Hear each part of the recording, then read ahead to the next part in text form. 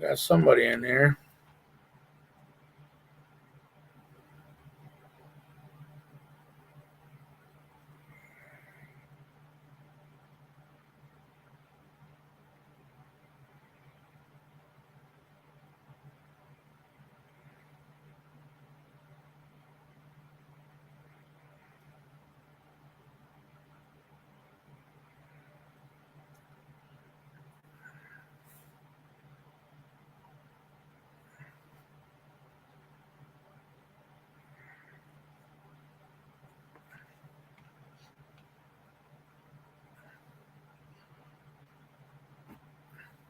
What's going on, everybody?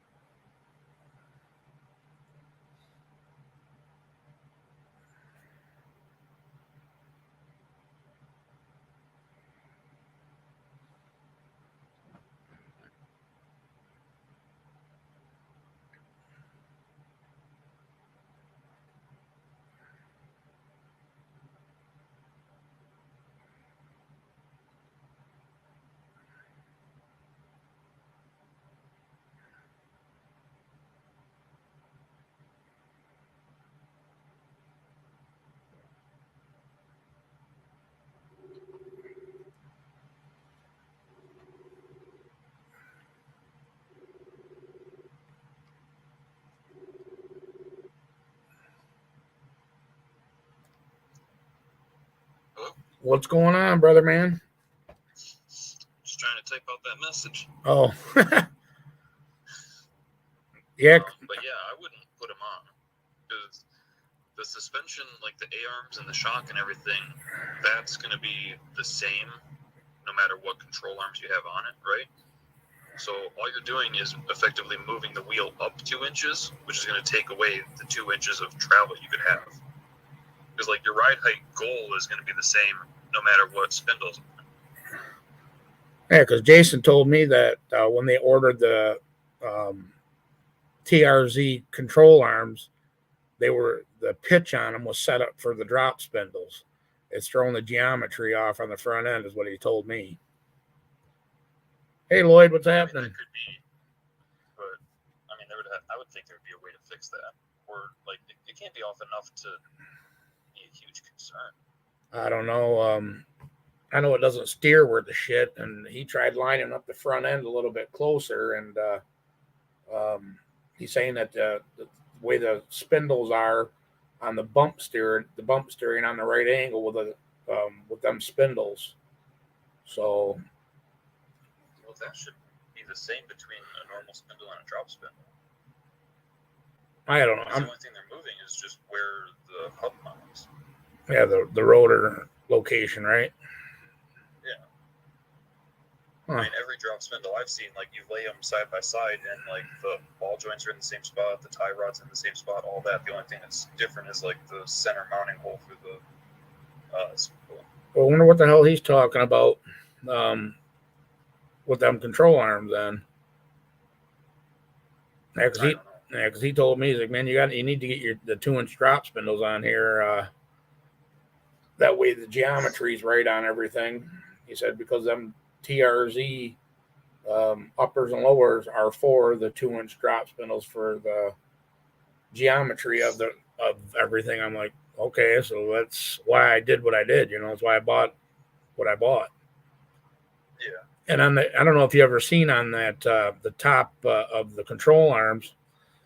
Yeah, I'm doing a live right now, actually. Lloyd and Mark, I got Josh on here. We're talking about them spindles, but yeah, I don't know if you've seen on the front of them spindle or on the top, they got a big bolt that runs through the top that adjusts the limit. The travel limiter. So I don't know. Like I said, I don't know much about that suspension, and he put all that shit together with that chassis, and so I was just taking his advice. And yeah, I mean, maybe he sees something that I didn't see or we're not seeing, but just like if you have the front end jacked up in the air, right now, and the wheel hangs down, like, let's say 7 inches from the top of the fender. Uh-huh. Once you put the drop spindles on, it's going to move it up 2 inches. So you're losing 2 inches of travel. See what I'm saying? Yeah, Because exactly. the ride height's going to be the same. Yeah. It's just when it stretches. Yeah. When you flex the front end, or like you're saying, when you jack it up, you want as much travel as you can.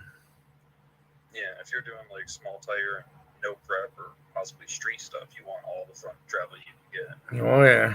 Yeah, I just watched your video on your setting the bar angles and all. That was pretty informative video. I watch that Kevin Wilson too. I've been watching him for a while, and he's pretty smart when it comes to that kind of shit. Setting up rear ends and all that stuff. And because I was actually looking, before I had that front end cut off and moved, I was actually looking at the camber or the caster part to see if I could actually move that wheel back a little bit myself just on the caster. You know what I mean? Right. And you're not going to get enough for where that was, how far that was out. So I was like, shit.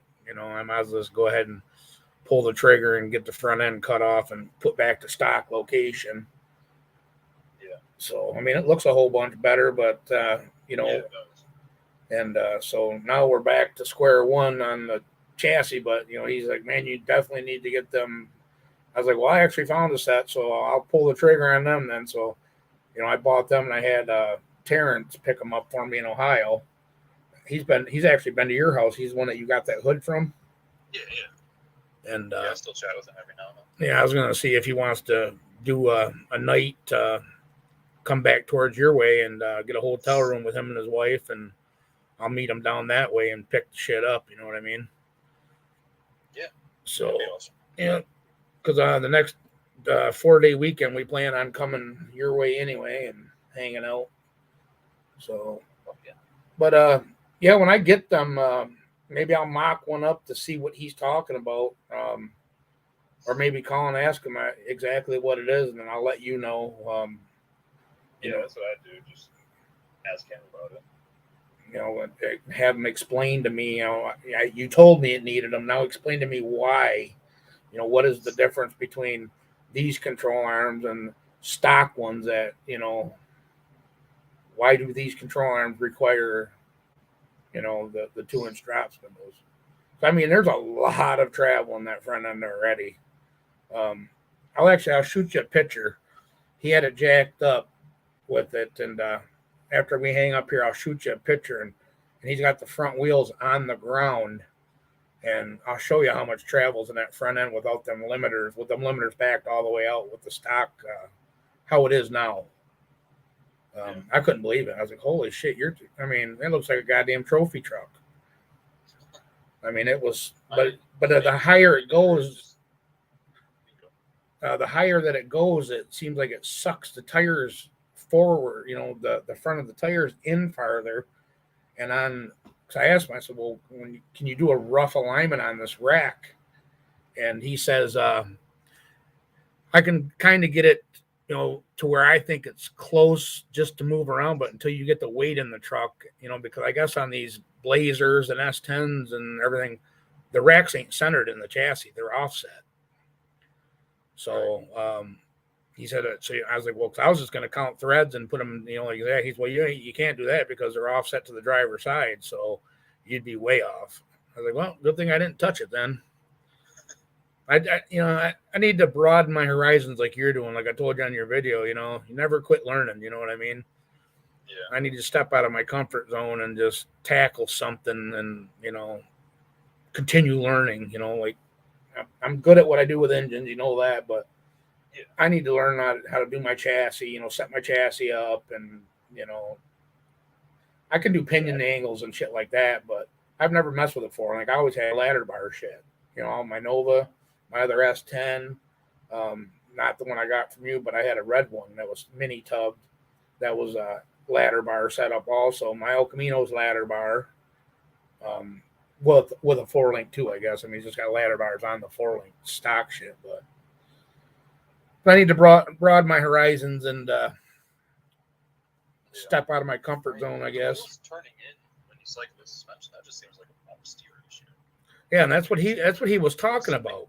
He was, You he's should just need to put spacers and get that lined up. well, they're on the same plane as what the control arm is, the lower control arm. They're exactly on the same pitch as it is. You know what I mean? Yeah.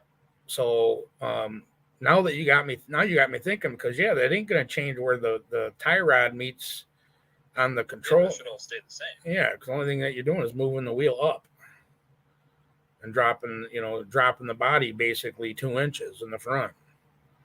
Yeah. So hopefully I didn't just waste that much money. I'm sure you can sell them again. Oh, I'm sure. I mean, I need the brakes anyway. Hopefully the spindles are the same. I can use the brake setup because it's got a nice set of aerospace brakes and shit. So, oh, nice. So I got on the RX-7. I bought the drop spindles and the brakes for $450 with calipers and pads. Jeez, just those brakes are like $850. Yeah, you can't.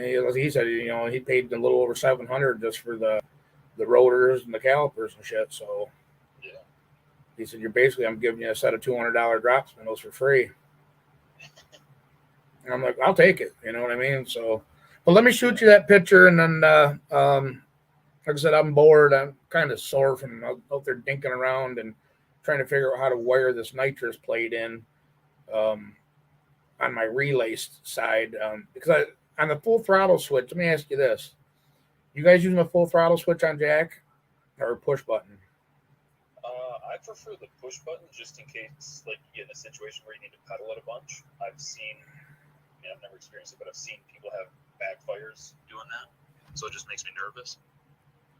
Yeah, because they want on the 12 volt coming in out of the switch from the inside of the car to activate the nitrous, because that's where I'm at. I'm getting ready to wire the solenoids and everything in on the El Camino. And well, they want a relay on the outside of the full throttle switch going to the relays between the full throttle switch and the relay. Well, I always run my relays. I don't run power into the car. I use grounds to activate the relays. Right. So I'm going to put the relay like that, but then so I'm going to use 2 relays. I'm actually going to have one outside that's going to run the toggle switch to send power to the switch, the full throttle switch, and then coming out of there, it'll go to the other relay to activate the. I got it all drawn.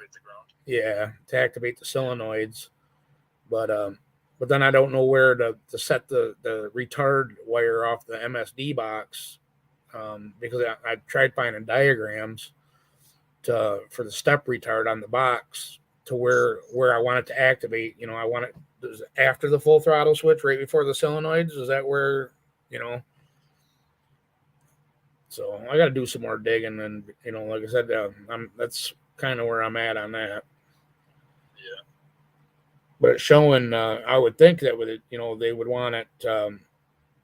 So if right when they use that relay to activate the solenoids, as soon as that sees 12 volts to activate the solenoids, that's probably where I'd put my wire for my step retard. Because as soon as that sees 12 volts, it'll start pulling timing.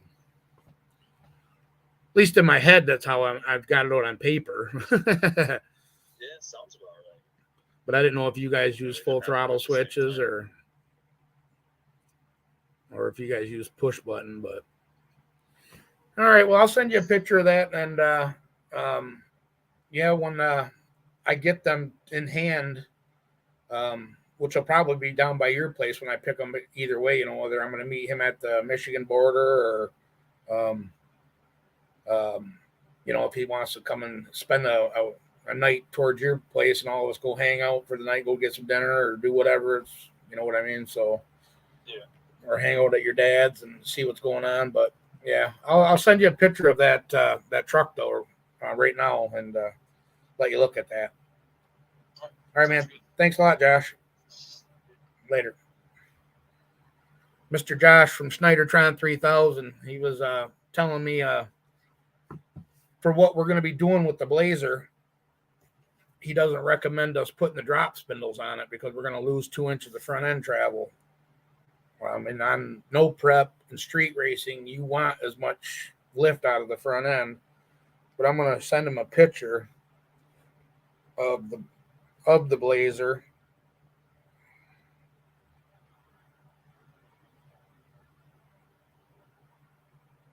of how much travel it actually got.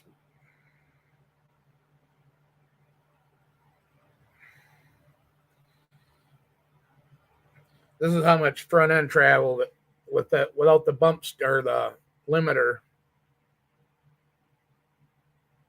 That's at Jason's shop. That's with the limiter, the travel limiter, fully backed out on the upper control arm. That's a lot of front end travel. So I think we would lose 2 inches if I put them drop spindles on. I'm gonna send this picture to him.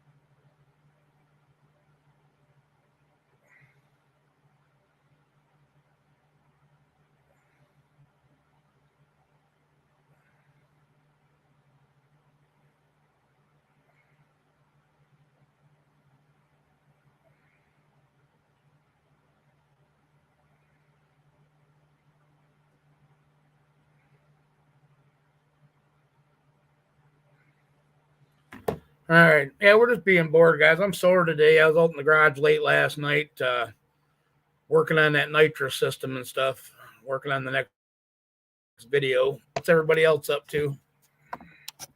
Sorry about that. Don't come live and spend time talking on the phone. And well, yeah, we're got to get the El Camino up and running in order to. I want it out of the shop so I can get painting on that cage.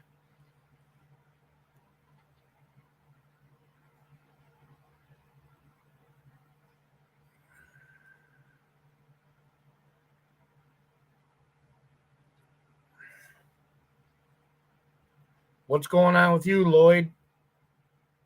Getting any work done on your foundation for the pole barn? Me either, Mark. Like I said, man, my back is so tight today. You know, I forget that I'm hurt once in a while, and you're trying to get out in the shop and stretch your bones and bending over that car, man, and it just the next day, and you feel it. It's like, man, you got to take it in baby steps. I guess I'm not young no more. Chilling at work, man. Feel sorry for you, but making that money for that GTR turbo build. Yeah, I was actually messing around on paper trying to figure out how I'm going to wire this nitrous solenoids in, and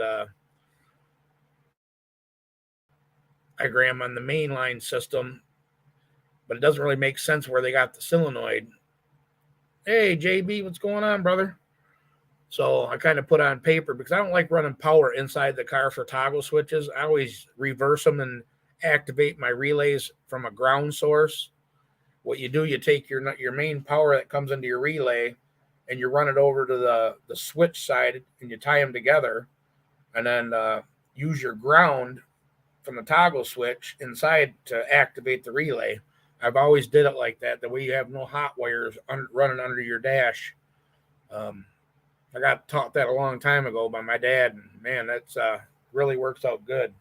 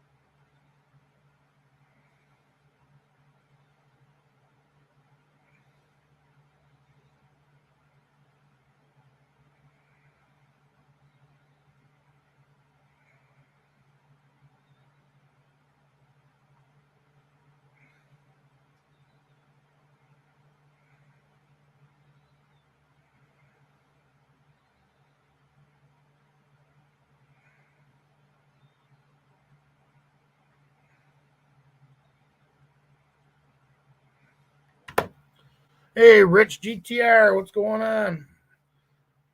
Just being bored, man. Hanging out in the house, doing some wiring diagrams for the El Camino. Robert's Garage, what's going on? Like I said, I think I pushed myself a little too hard yesterday, man. I am sore and shit. So I figured I'd come in today and hang out for a little bit and do some wiring diagram on try and get it in my head how I'm gonna get that nitrous system wired in and basically building a schematic, I guess you could say. It's a lot easier when you can know in your head what you're gonna do. I mean, like I said before, I think yeah, you can switch them with a hot or a ground, Mark. I always choose to switch them on with the ground though, because that way you ain't running a hot wire from like I got that portable fuse box with all my relays under the hood on the El Camino that runs my fuel pumps, my fans, all that stuff. Instead of running a hot wire all the way in the car and then 12-volt running back out of the car, I can just put the toggle switch in there, run it to my ground block, and then run a ground wire out. Easy peasy. And that way there's no hot wires under the dash, running to that 12-volt or to the toggle switch.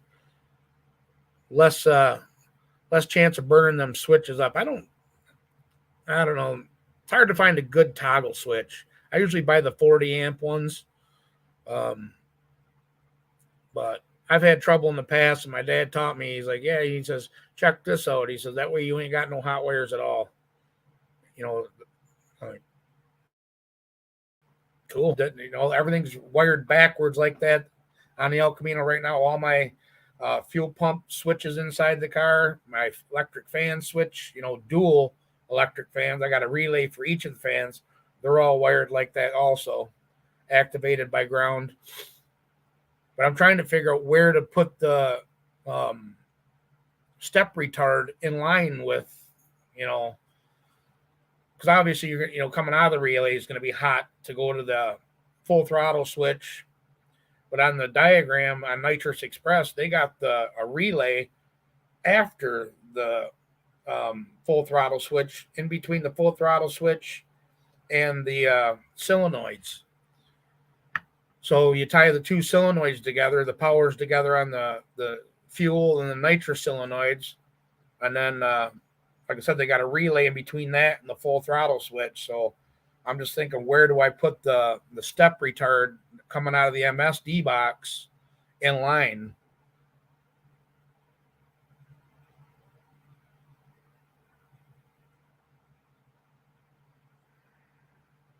Yeah, the 50 amp. Where in the heck are you finding them at, Mark? Biggest I found was 40. Shit, I'd like to find 60 or 80, you know what I mean?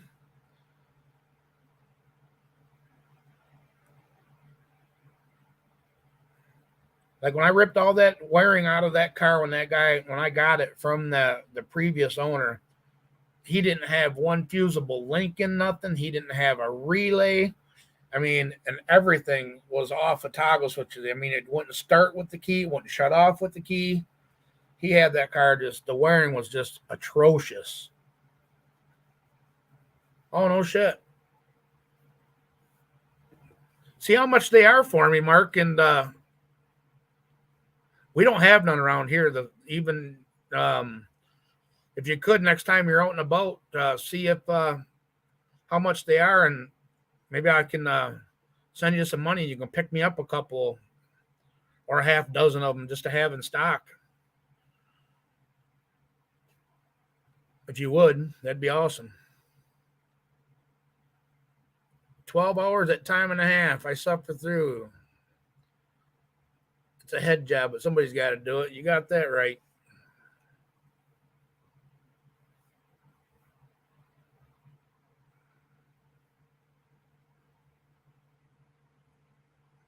Yeah, we used to have a race shop in Detroit. We had Summit, and then we had Ram Chargers, it was called, and they both closed down. Oh, that ain't too bad. I would definitely pay that for peace of mind. Like the ones even them 40 amps that I'm picking up are, they're kind of cheesy, I think. I like them ones with got the long toggle on them, the switch, not them little short ones that got the little ball end on them. I can't find any of them long.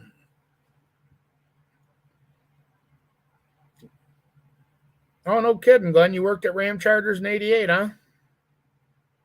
Hell yeah, brother. Oh, they are the metal long. That's sweet. Yeah, definitely check that out for me, Mark. And I left a message with that guy on them heads for you, too. I forgot to tell you that.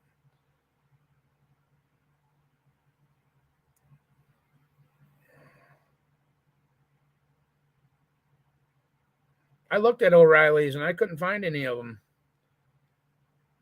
They just have them little short handled 40 amp pieces of garbage.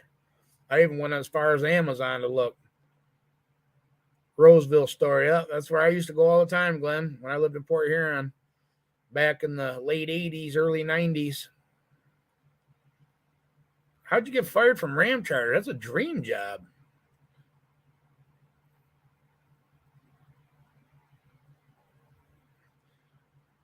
Yeah, we go down to Mancini's and all kinds of Ram Chargers. Starting at 18-degree 406. No shit. Cool. She's going to be a beast.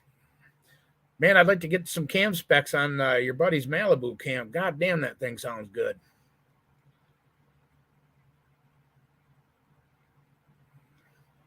Oh, Mike from Canada, buddy of mine, got that 68 Camaro. I don't know if you know him or not, Mark, but he's been pretty fast with a 350. He had a 350 that dynoed at 600 horse. I think you probably have met him on my lives. Oh, no shit, Glenn. That sucks. Well, that's cool. But Mike, he gave me specs on that solid roller that he had in that Camaro, and that thing sounds nasty too. And it's been fast. It makes real good power. But I'm not, not building a small block right now. But always nice to have because I don't like that cam. It's in my El Camino. Yeah, I'm sure you have. He usually pops on my lives every once in a great while. He had that engine in a Mustang, and it went went pretty fast. Now he tore it apart, detamed it, lowered the compression, and then put it in the Camaro. And hey, Lars, what's going on, buddy? Lowered the compression and still, damn, that's pretty damn good. Hell yeah.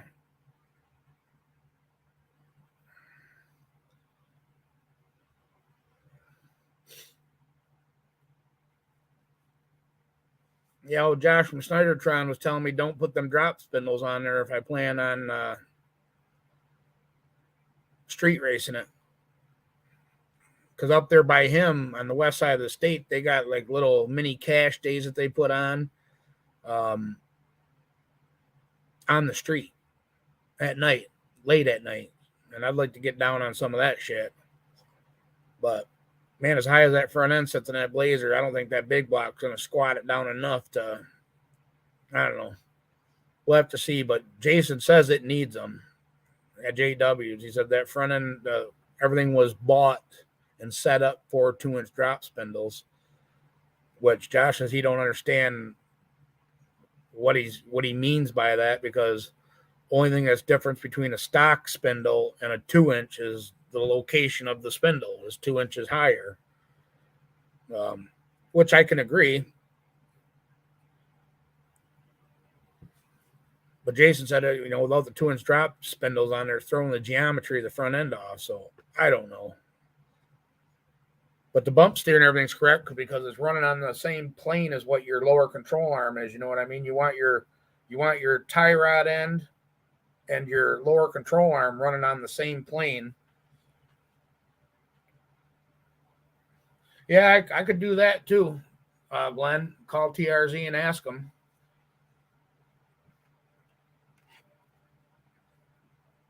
But like I said, I'm not a chassis guy, and all I know is that Blazer looks a whole bunch better with a back in stock location.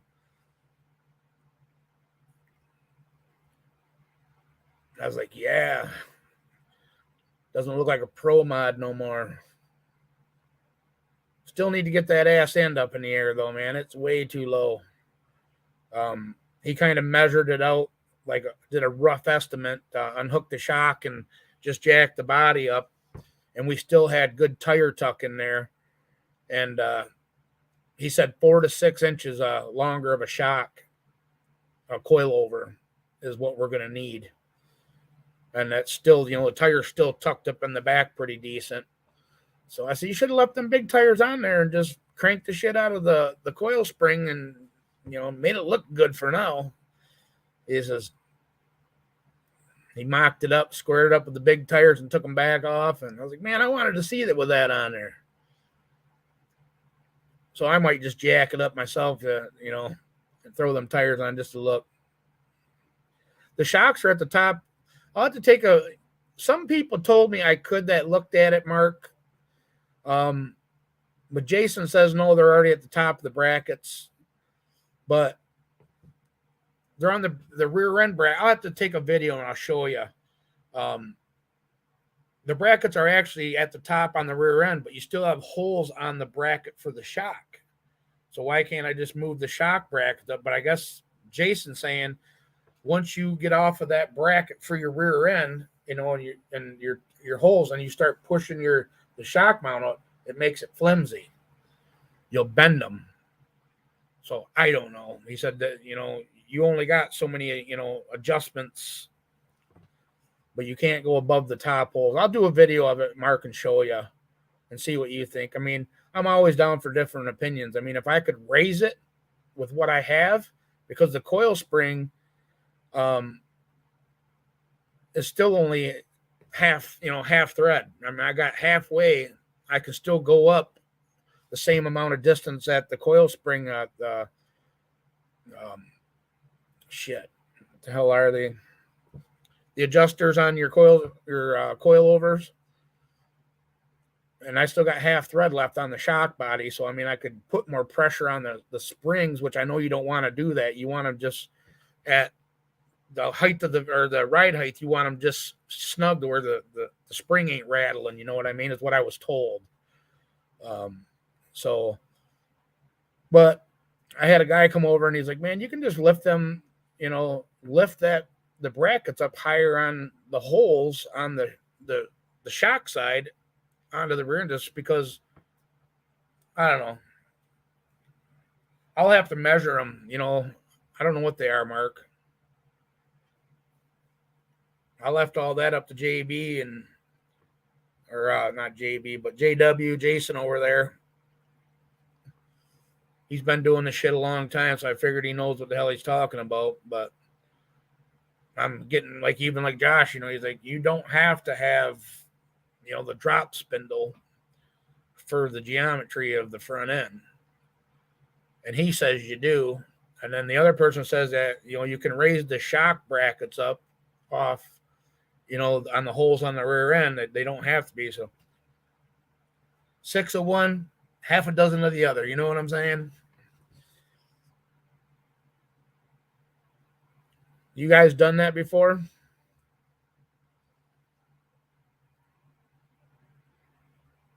If it gets sideways, I just don't want to bend the shock brackets over, if it catches if it gets loose and then it hooks, because if you really think about it, if you're above the holes, the mounting holes, because you got your brackets on your shock that your main bolt goes through, then it goes through the bracket. Them are in the top holes. Well, if I move the bracket up onto the rear end, then the shock hole will be up here, but it'll still be in the brackets of the shock, if you know what I mean. There's 2 bolts on each setup. I'll do a video of it, Mark, and show you, and then you can tell me, what it is.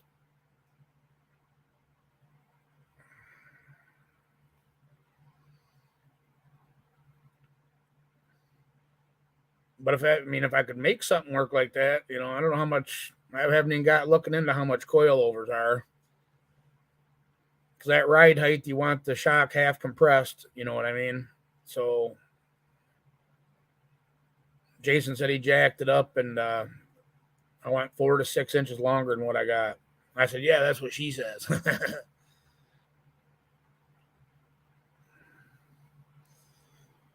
Race car stuff, you gotta love it. I just want to be safe, man. And that this truck, I got a lot of money into this truck, and I don't want to go out there and wreck it and kill myself in it the first pass out, which I'm not going to go full tilt first pass anyway, but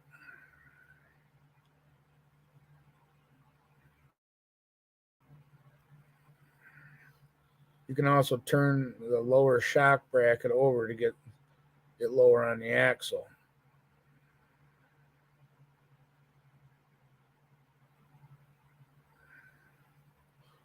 Huh. I wonder if I can keep the internet long enough to walk out here and see.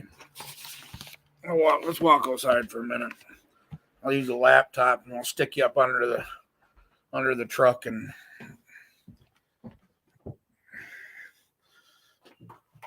might as well grab me trying to quit smoking too, man. It's hard.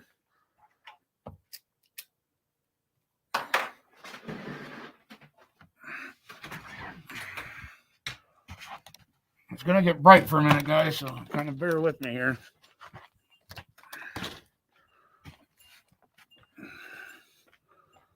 Hopefully we don't lose internet.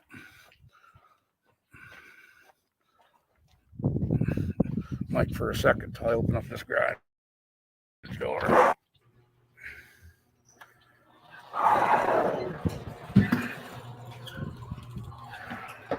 You guys still with me?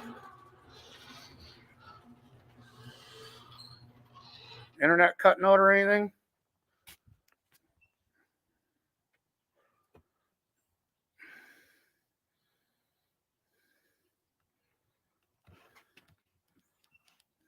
Still with us. All right. Oh.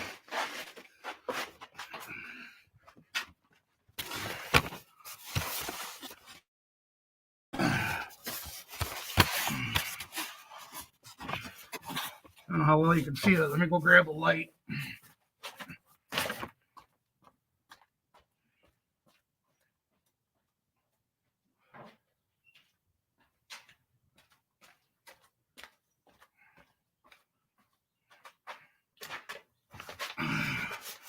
Or if we're even in view.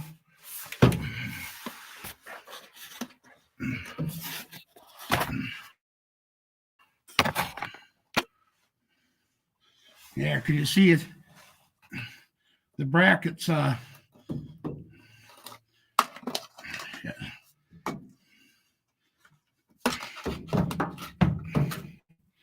Your holes are already at the top of this bracket here. So if I moved the bracket up, this top hole, I have holes here that I could go in, but he said it would be flimsy here. So, but I still have all kinds of threads on the shock itself there too.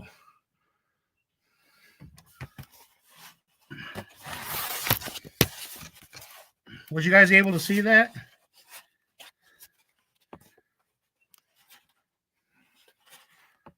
Did it show, was it in line with the shock and everything? Could you see it?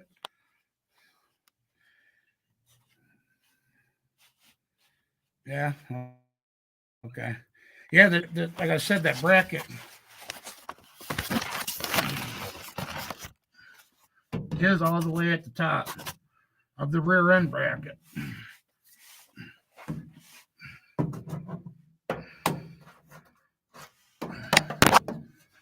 So if oh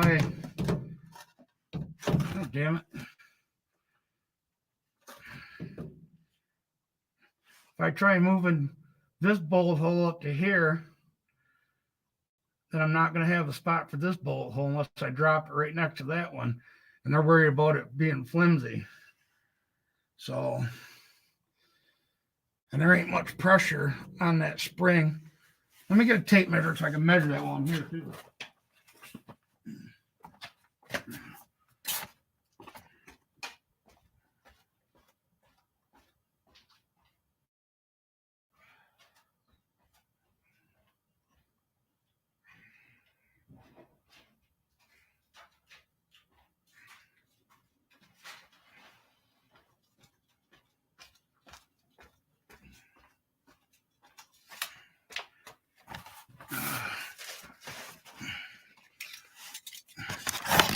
Slide you back a little bit.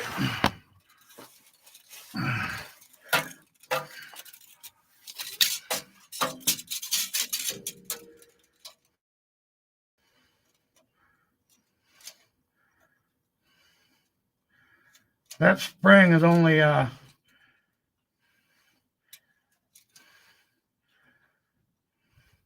say a 9-inch spring.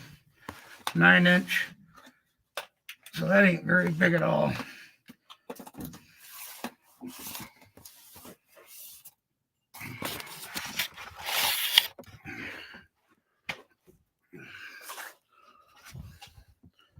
Yeah, that's only a 9-inch spring.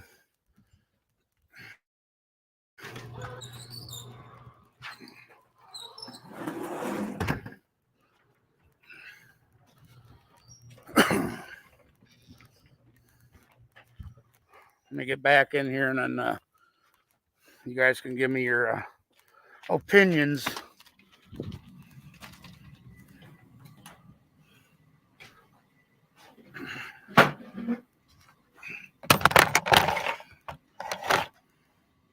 All right. Hopefully it was a good enough shot. So if that was 9, and that's going from the top of that aluminum, the actual spring itself, I went on top of the plate on top, Mark, to the bottom of the spring because I figured there was a couple cranks on that. So that's why I said 9. But, it might even be a 8 3/4 inch spring on there. So even with taking that adjuster all the way down to nothing, I don't think a 14-inch spring would even fit on there. So now you see the predicament. All right, JB. Thanks, man, for stopping in. Like I said, we're just shooting the shit. So you think that's too short, Mark? Using a 14-inch on your S10. You want to trade for that setup? Single adjustable?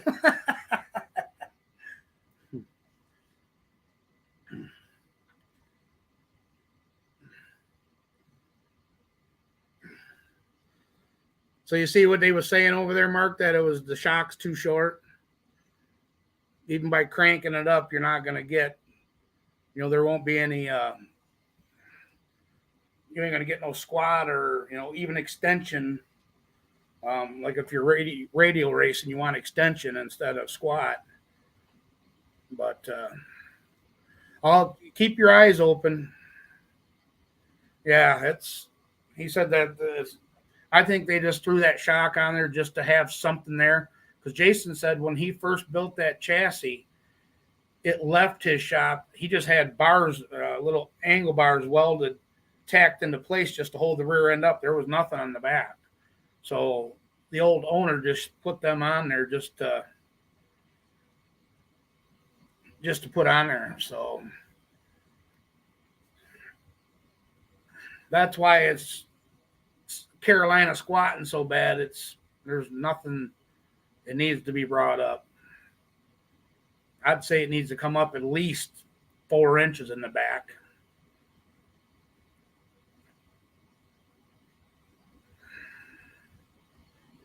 Are they adjustable, Mark? Like a single adjustable, or?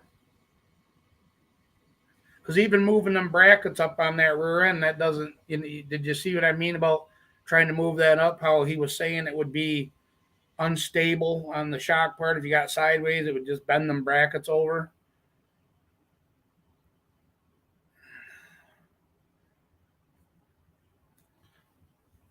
I can broaden my horizons. You want to sell them?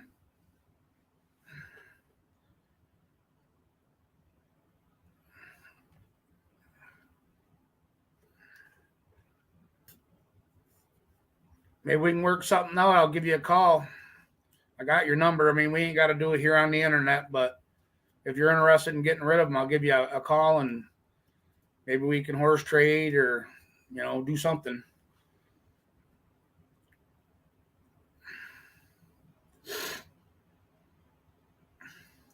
But that's what she needs is that. That would definitely bring her up. Did he just let himself out? Omar. You have a potty? Hold on a minute.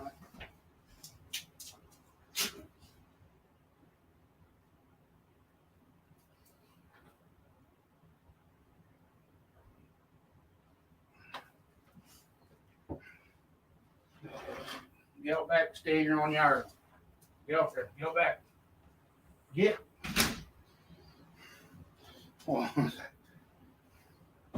Get out there. Move it. I know you're an old man, but you can walk faster than that. You're just lollygagging.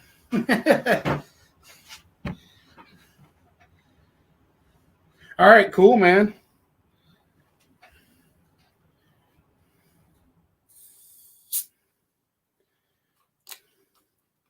See what it looks like. See if it brings it up, and I'll know what I have to get anyway.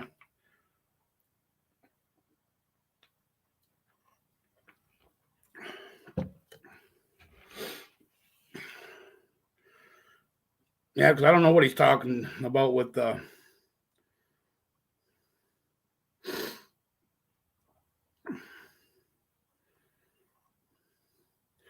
Don't you have don't we have each other on Messenger, Mark? Facebook Messenger? Are you on Facebook?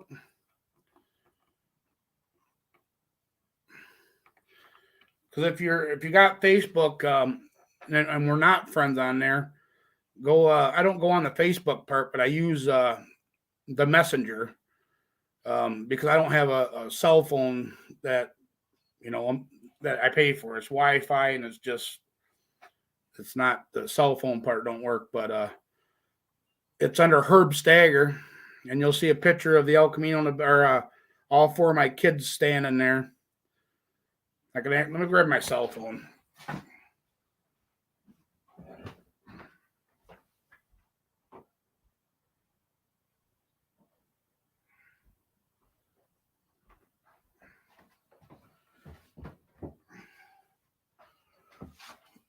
Oh.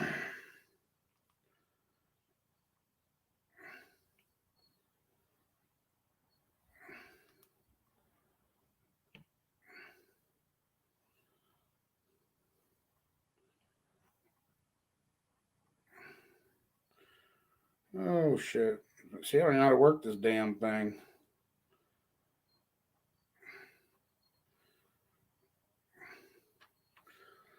Yeah, that's what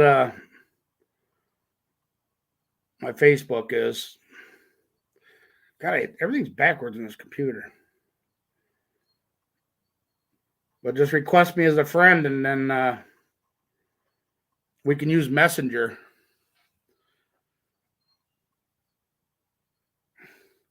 I don't have a cell phone. The wife's got one she uses for work, but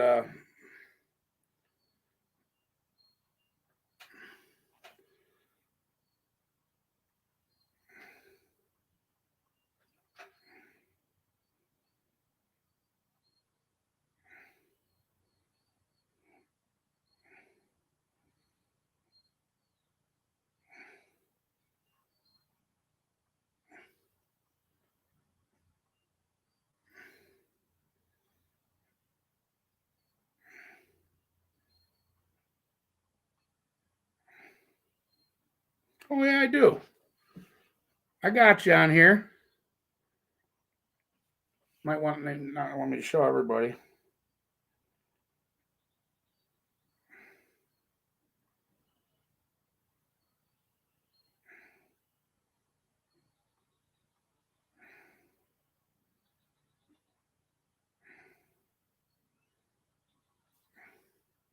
I thought I did have you.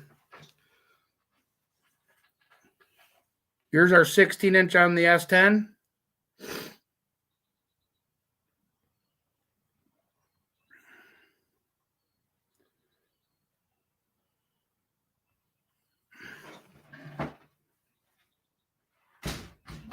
Yeah, man.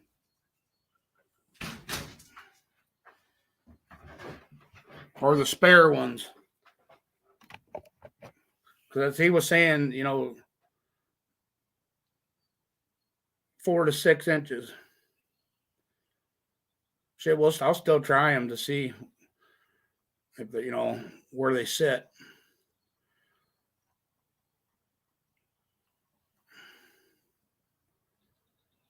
That's got a body drop on it too. When he did the chassis, he lowered the body down. I think I said that in one of my videos. To tuck the tire up, you know what I mean? To get it low. So,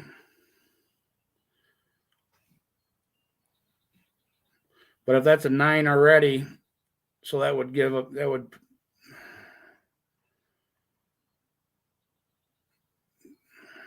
so that'd be 7 inches difference with a 16-inch.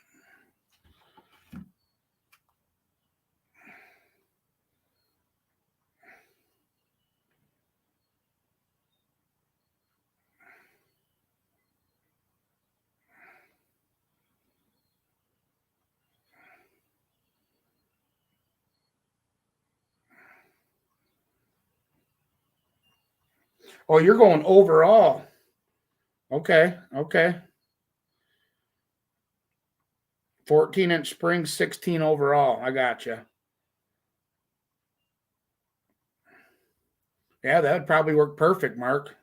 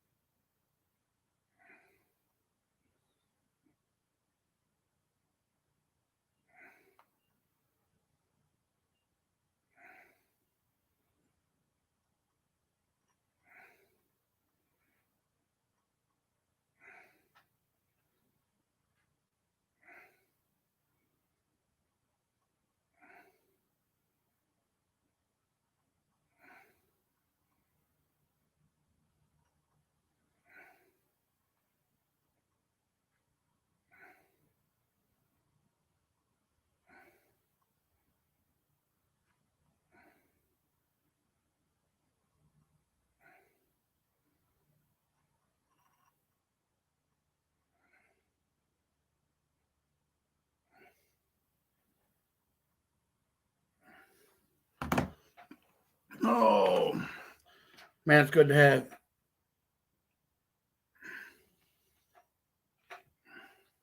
I just did, Mark. Awesome, man. It's great to have race car friends like that. You know what I mean?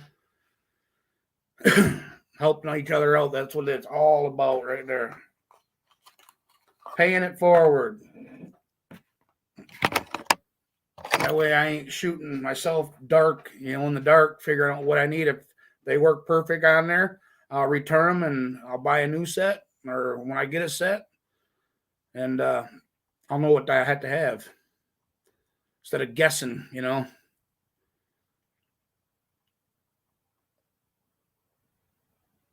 Oh, yeah. And like I said, I'm at the top of my holes now, Mark. So, like you're saying, I can lower them, the holes on the bracket.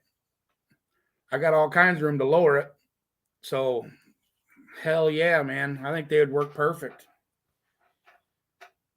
At least you'll know what you'll need. Yep, exactly. Like I said, I won't be guessing.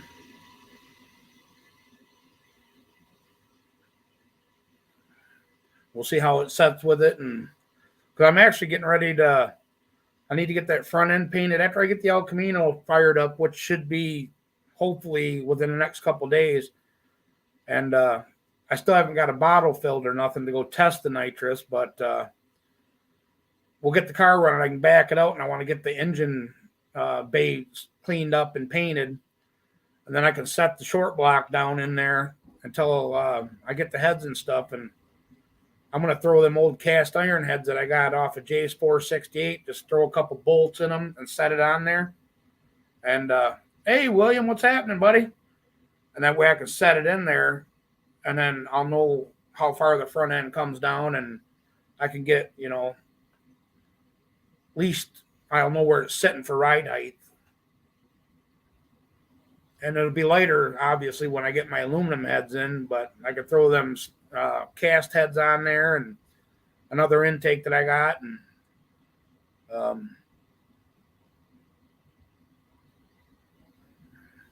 mine are about half. Yep, that's what they say, halfway down. The shock half extended at ride height. That way you got, if you're squatting, you got halfway, or if you're extending for any adjustments you make.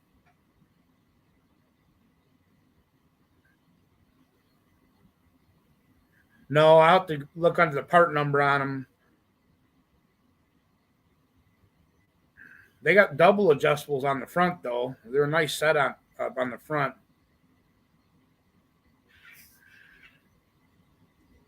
Me too, William. I was just telling everybody earlier in the chat that I was out in the garage late last night hitting it pretty hard, and my old bones forgot that I'm hurt, man. And I tell you, I'm feeling it today. Can't do that shit no more. I got to try and pace myself, but I want to be out there. But, man, I'm so sore. I mean, I can always pop some bloop, bloop, bloop. But, man. A heating pad and a day's worth of rest. Oh, yeah. Hey, there he is right there, Mark. Chevy Mustang 1. We were just talking about you, Mike. I'm sure I was telling you about the old man in the shop here. We were talking about you. Yeah, I'm definitely going to look up the part number on the front and see what they are. Jason from JW, he put the fronts on there because he had to cut the pocket out in the frame where the shot goes through. He had to enforce all that and modify that to get that coil set up, the coilovers in there. So, and he mocked the truck up with a tall deck big block. So I'm sure that the spring rate's probably going to be close to what I need.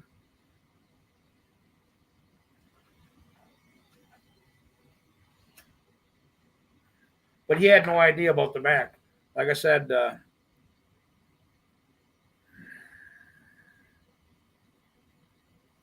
I hear you. Mine is damn bottle induced.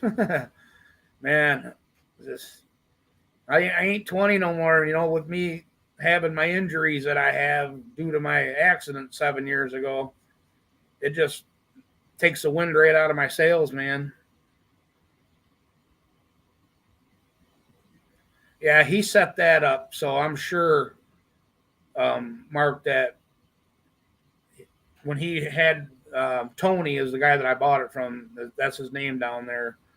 When he told Tony to go get the shit for the front end, I'm sure he told him to get this set up. So, like I said, I hope that was the case anyway. Because he did set that part up. He didn't do the back part. Like I said, when it left his shop, he just had angle iron going from the shock bracket up to hold the rear end, to hold the body up.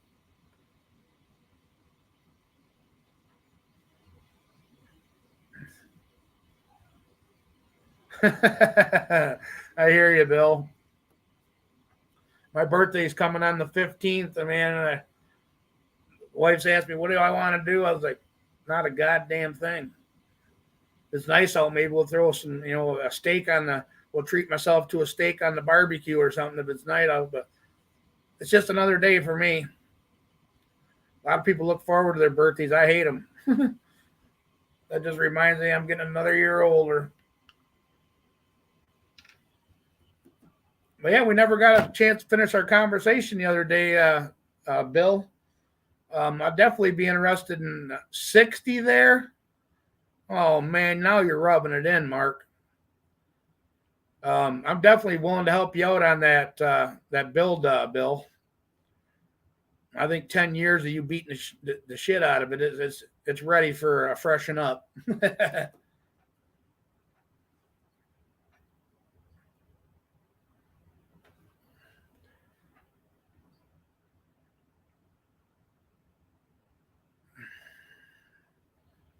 Another Michigander here, guys, a William Miller. Everybody say hey to him.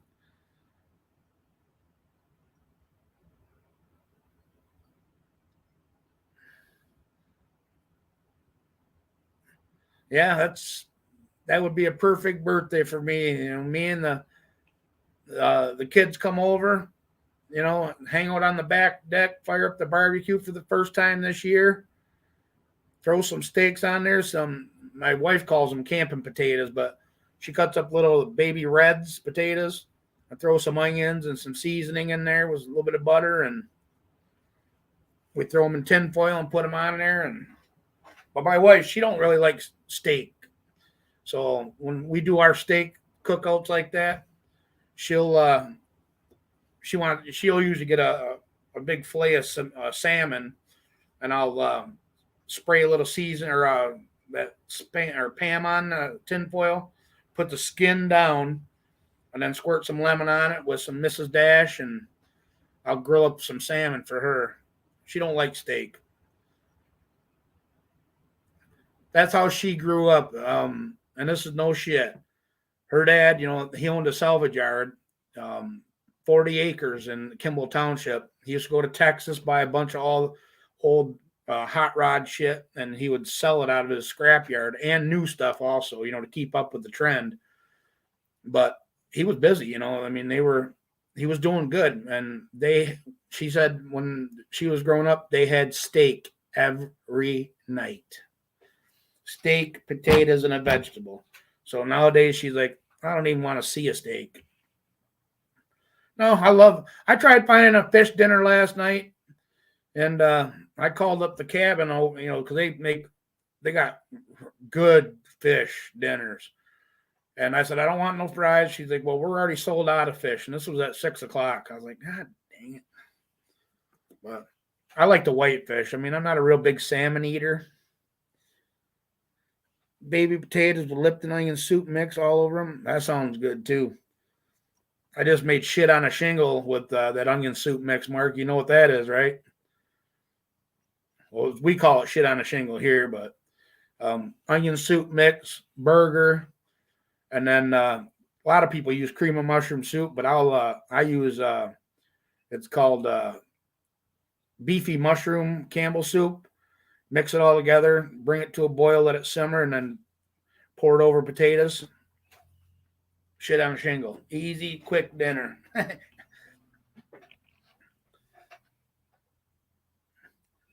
Yeah, we just got it back. Me and Roy went down Thursday and picked it up, Mike. I watched your video of your dipstick catastrophe. I think I did leave you a message on. I use that low car throttle cable, man. That's a good throttle cable. But yeah, we were just talking about you earlier about the small block camshafts, the solid rollers, because Mark, old man in the shop here, um, he's got a buddy that's got a Malibu, and that thing sounds nasty, just like your motor. So I was like, yeah, I'd like to get the cam specs on that too. I said, my buddy Mike up in Canada, you know, he gave me the specs on his. You know, when I was going to build that 427, I was going to use that camshaft. But it's always good to have in your little cam box, you know what I mean? Your little secret stash where a lot of people won't give you cam specs. But I forgot who said it in a video, but he ain't scared to give you the specs because it's like you got a cake mix and I got a cake mix. Can you make your cake as better? You know what I mean? As good as I can make my cake. If you've all got the same ingredients, I believe that. Because a lot of people, you know, they'll throw a cam and they'll just dot to dot it, you know, straight up. You know, they don't put 2 degrees in it or 4 degrees out or whatever, you know. They don't play with the cam timing. That's a good engine then. Damn, I didn't know that was a Fulton motor.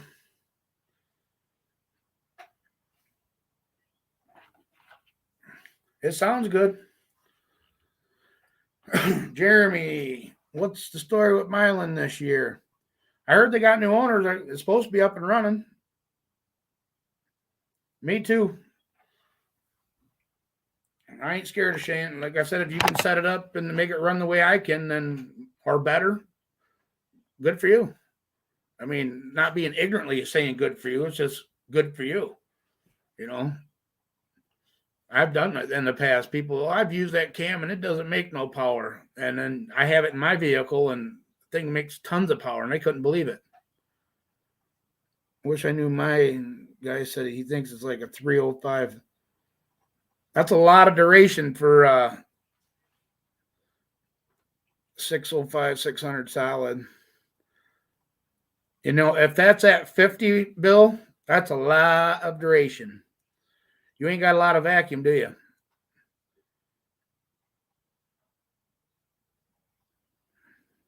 Yeah, Lapierre's still open. I guess they're having a cash days at the end of this month. I guess the guys from Port Huron, my old hometown, are putting on a cash days at the end of April. But I don't know if you got to be from the, St. Clair County or Port Huron area to enter it or what. But I got a guy from Port Huron. He's already calling me out.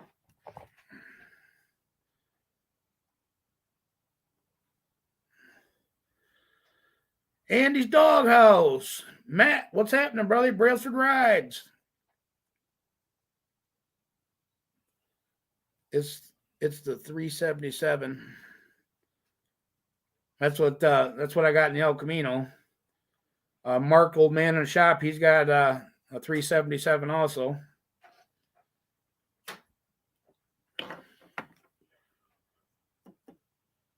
Good to see you too, Andy. I haven't seen you in a while. I mean, I checked out your videos here and there and try and keep up the best I can.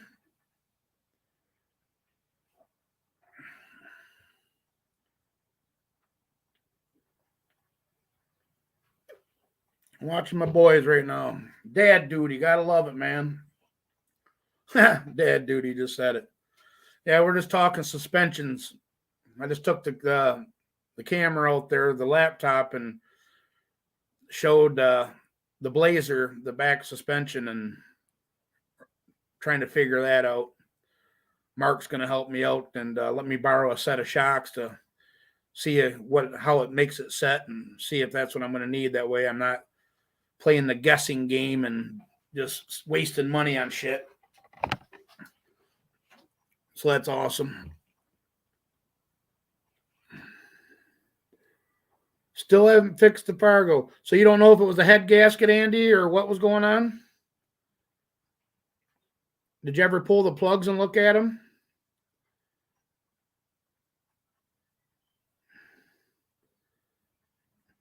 Mine's around that too, Mike.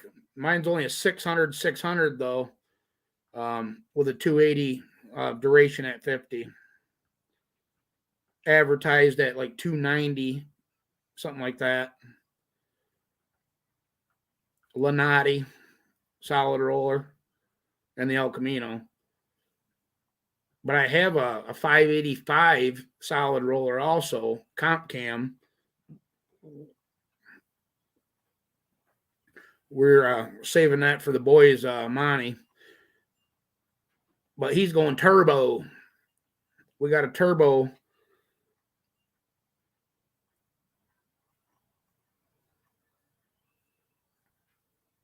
Oh, okay.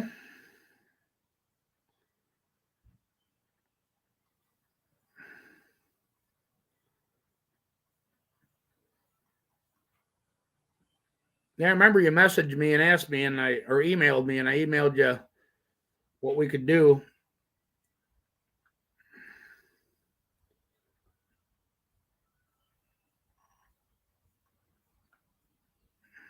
Holy shit. Well, with them 18-degree heads, does that change? No, that shouldn't have nothing to do with the rocker ratio. Never seen that big of a rocker ratio on a small block, Mark. That's a big block rocker ratio.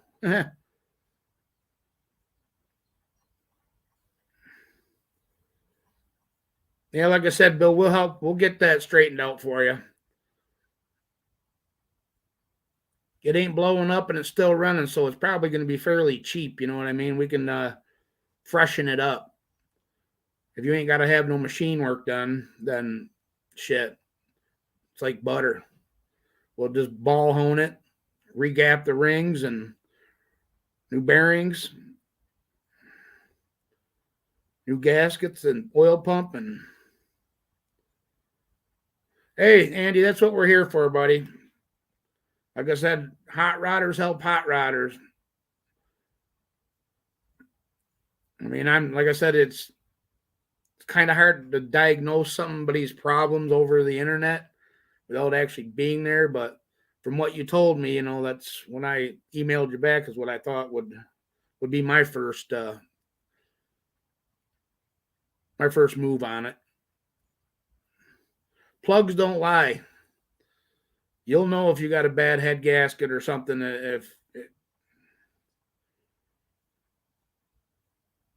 Damn. Yeah, you're running big block shit on a small block, Mark. Wow.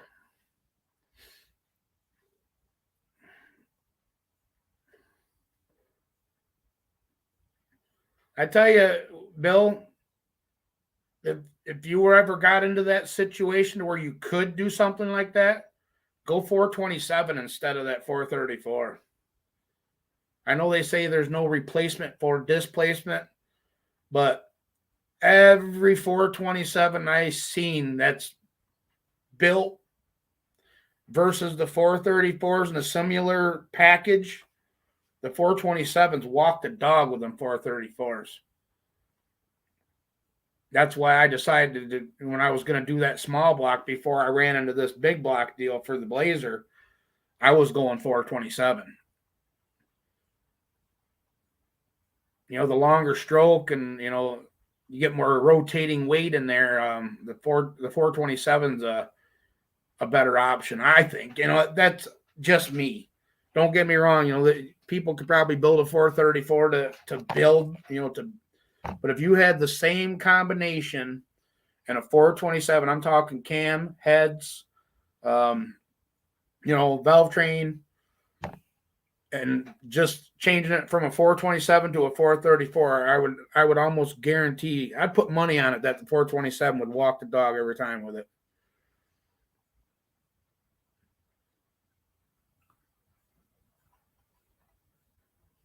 Finding out about the valve was just bullshit luck in my part. Happens to the best of us, Andy.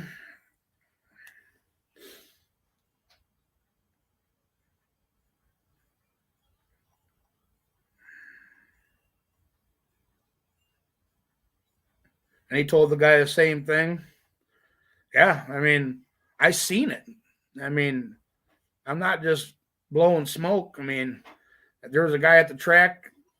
It was father and son, and they both had Malibus.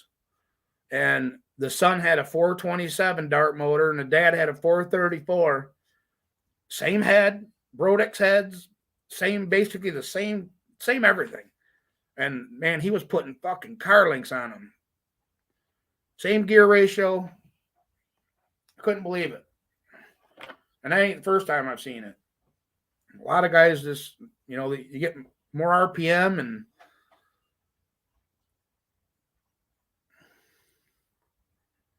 I could have won a 406, but I went 377.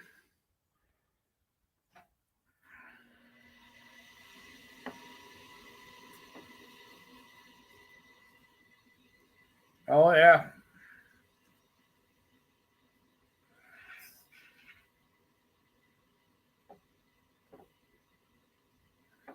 We'll just drink a beer and just call it, take it as it comes, right, Andy? Yeah, 5 Gs. But when they got that raised cam tunnel, they can put them big stroker cranks in them son of a bitches.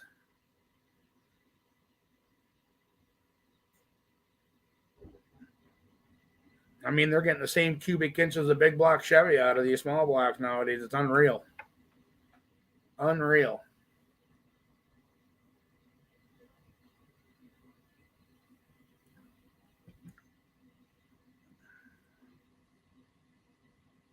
Talking big blocks? No, actually, we're talking small blocks, Andy. Small block Chevy 454s.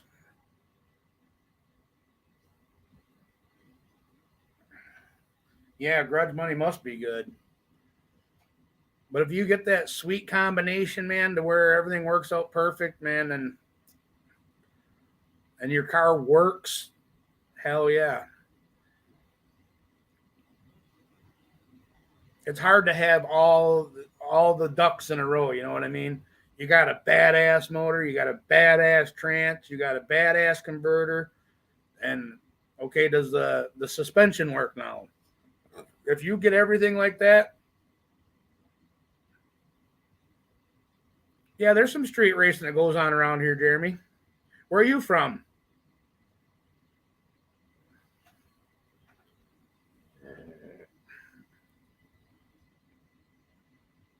We got the 989 guys up here that supposedly get down on the street. Whew. That'd be nice. I'd be happy with that. That's what I was telling you in that last video that I made.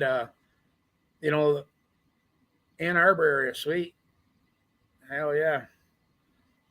Yeah, over there on the west side of the state, over by Grand Rapids and Lansing, they do a little action down there too. They put on little cash days, grudge racing. But yeah, I don't know, you know, if I could ever get into that big dollar Gene Fulton, big, you know, cubic inch.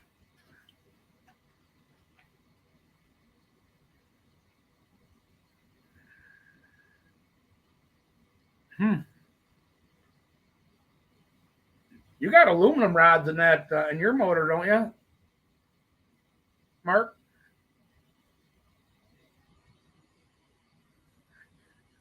We used to be a guy up here that had a big block 496 that it would rev at 9,000. But two is my career. That's a lot of RPM for a big block, man. But I've seen 8,000 of a big block on horsepower.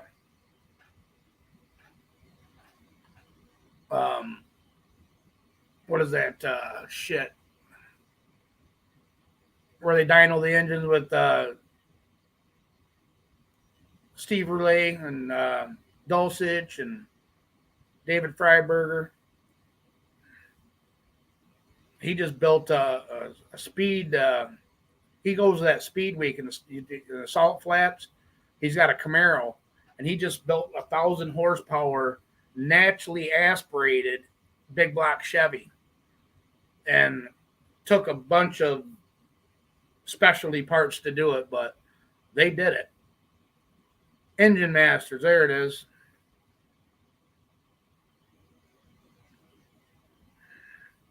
You see that video of when I went down and picked that Blazer up, Mark, that Cutlass? That had a 762 in it that the guy is either selling it or they're putting it in that little Monza. I couldn't believe it. And it's got 4 kits on that son of a bitch. I was like, wow. He's like, you need to buy this and put it in your Blazer. I'm like, no. Like I said in my video, you know, I think with the right setup and as light as that truck is, that Blazer should be scary fast with just NA. I hope. Then you're going to get used to it and want more, you know what I'm saying? Then we're going to go. That's a whole lot of motor, though, 762. We only have grudges at the airport, Dregs.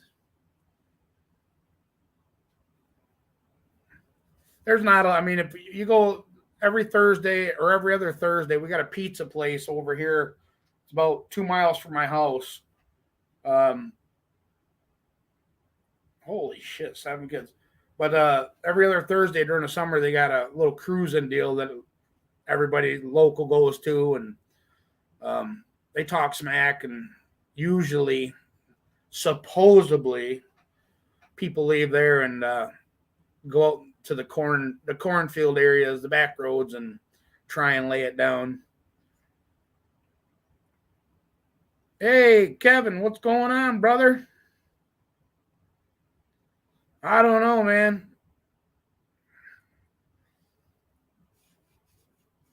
I'm not quite ready for it yet, anyway. But we're getting there. Be coming to see you guys soon. I gotta talk to your brother and see about making an appointment to get the El Camino touched up, the wet sanded and wheeled again or something. I already talked to him once about it, but he said in the spring, and then we're gonna get that box done. You guys still busier than shit over there?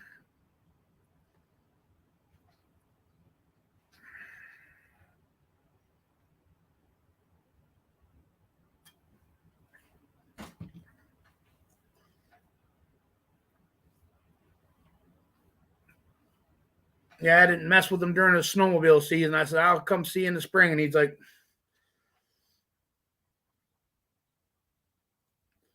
yeah, but I think the paint shrunk in spots or something is what he thinks happened.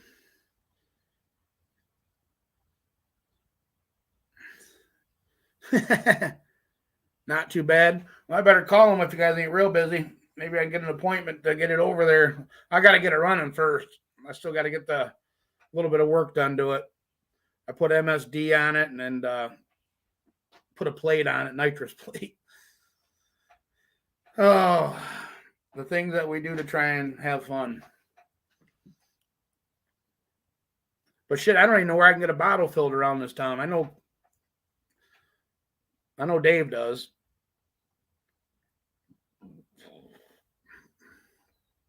My kid bought a Harley. I said, you bought a Harley Davidson. You could have took that money and got your car painted or whatever you wanted to do. But kids will be kids. I just hope he's safe on that son of a bitch, man. Bikes are just dangerous, dangerous. More dangerous than a race car.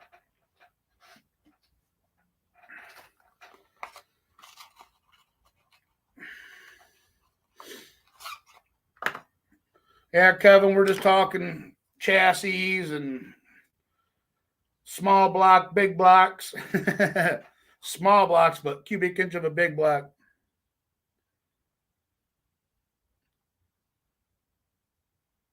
Oh, I think I seen that spot on 46, the hot rod shop. It's called. I think it's called the hot rod shop. Yeah. Well, I can ask him when I come and see him. It ain't like I need it. Let's go. 385 stroker. Hell yeah. That's a good engine too.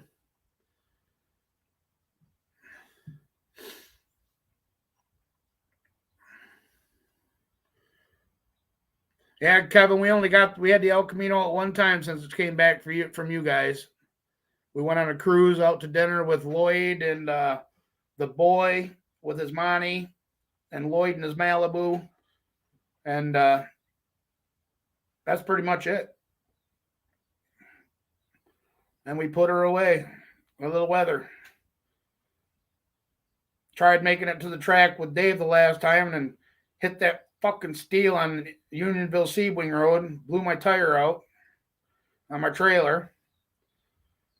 I was like, man, if this something just, ain't even made it to the track and shit's already happened. So I was like, I'm done. I'm turning around.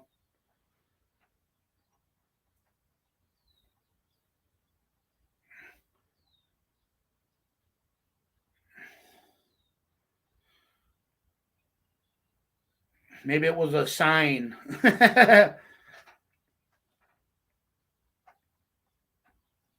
But Rod, he messaged me. He said that he's waiting on something, and he's gonna come see me on the carburetor.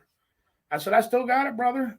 I mean, we've been talking about it for a year now. I told you could have came and got it, and I don't, and took it. And just we would have. I know where you work. It ain't like you're gonna run off with it.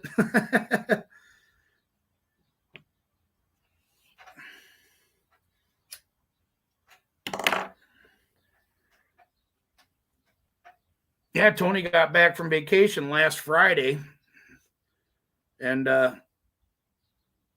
called him. I said, "Are you ready to come get this engine or what?" He's, "Man, I got to try and get the shop back in order."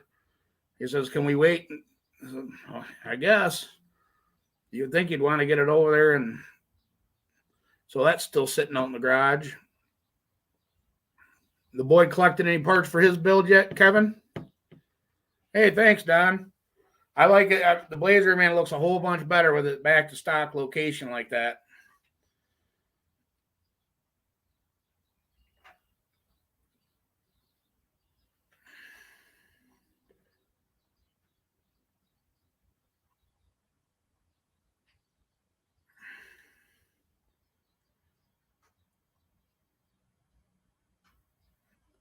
Got rid of the Pro Mod looking stretched, altered front end.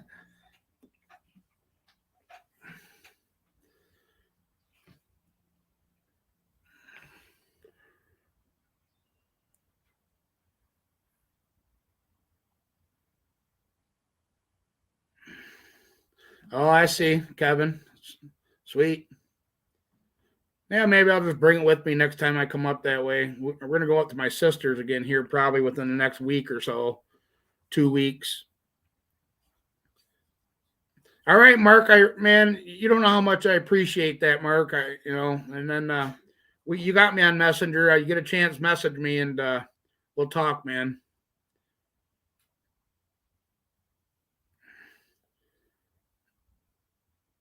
Oh, no shit, Kevin. Wow, I didn't know that. He never said that.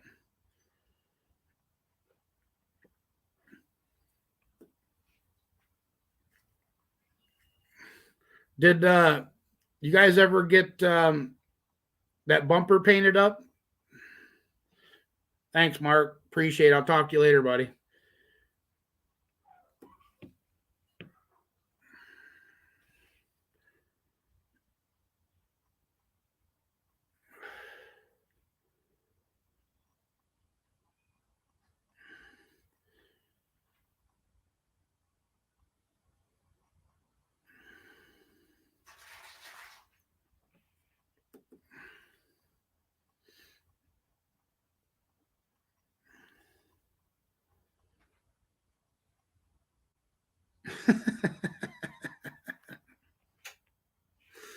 uh,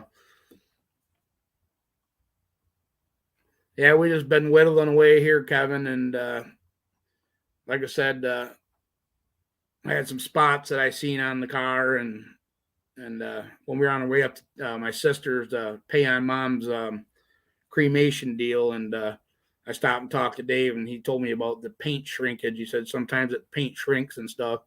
So I told him, I was like, you can see like the sanding marks down the pillar and on the top of the door and the fenders, and he thinks it's probably in the clear. I said, I don't want to be that guy that bitching complains and all this other stuff. You know what I mean?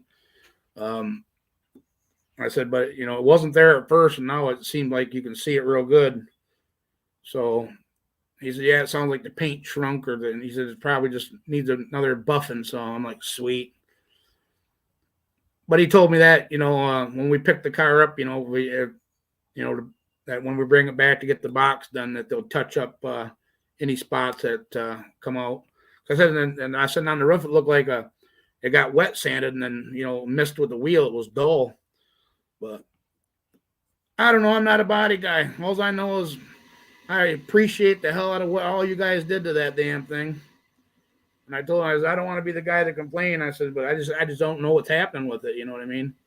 So he said just to get a hold of him in the spring and we'll get her taken care of.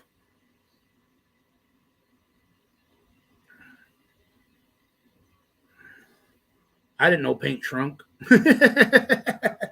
I know I shrunk a couple inches over the year. Hey, Michigan, I gotta go. Hey, all right, Andy, thanks for stopping in, buddy. Like I said, I was just bored and figured I'd jump on for a little bit before I start making dinner. See what everybody was up to.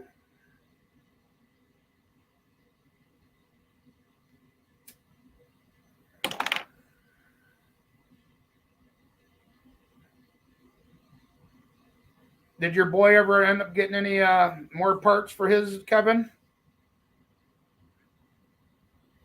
I know he was talking about buying that whole complete engine out of that truck. Did he ever get that, or? So I'll still help him out. What's up, Uncle Danny? Love you too, man.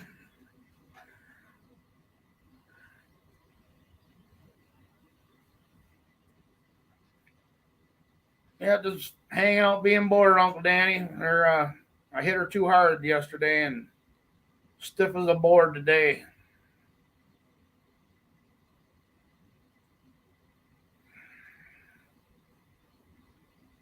Wife just got home from work about an hour ago, and yeah, Glenn, I didn't know that. Like I said, he did killer work on that car, and I don't want to be that guy that nitpicks every little, you know what I mean, but I ain't worried about little nicks or whatever. That's if they were, you know what I mean. I wouldn't be that guy if there was something. There's not, but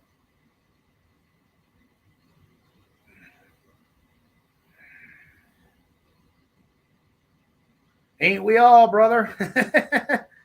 Does he still want me to help him out on it or what, Kevin?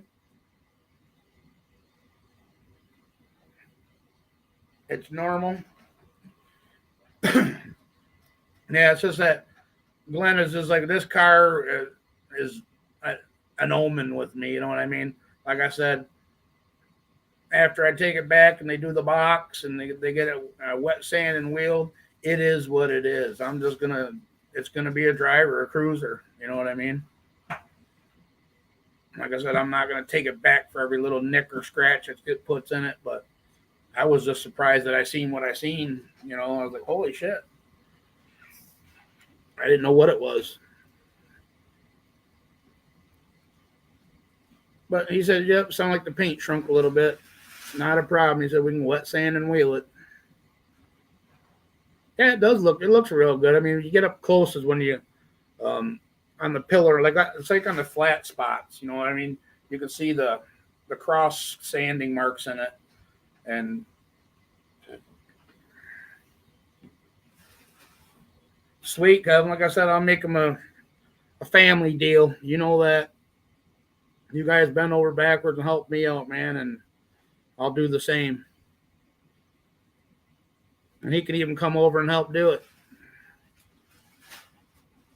A lot of guys are like, I don't, if I'm doing something, I don't want the people around, blah, blah, blah. Nah. More than welcome.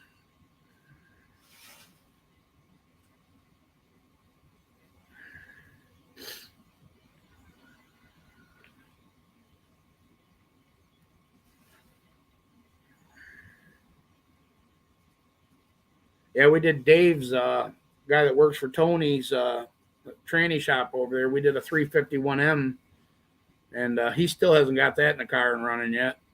And we built that. I tripped him out. I was like, hey, I said, you bought the wrong camshaft. He's like, what do you mean? I'm like, look, I stuck it in the first journal. Because on the Fords, they got the step cam. And I said, look, it doesn't even fit in the cam bearings. He's like, oh, man, what the fuck? I was like, it's fine, dude. Check this out. I put it all the way in, and you asshole. Just like the Mopars.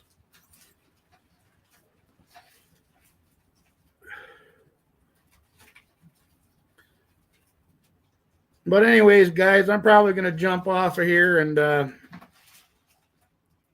get dinner started. I'm going to make some stuffed pork chops, but we appreciate everybody for stopping in, and hope everybody has a good rest of your weekend. Stay safe out there.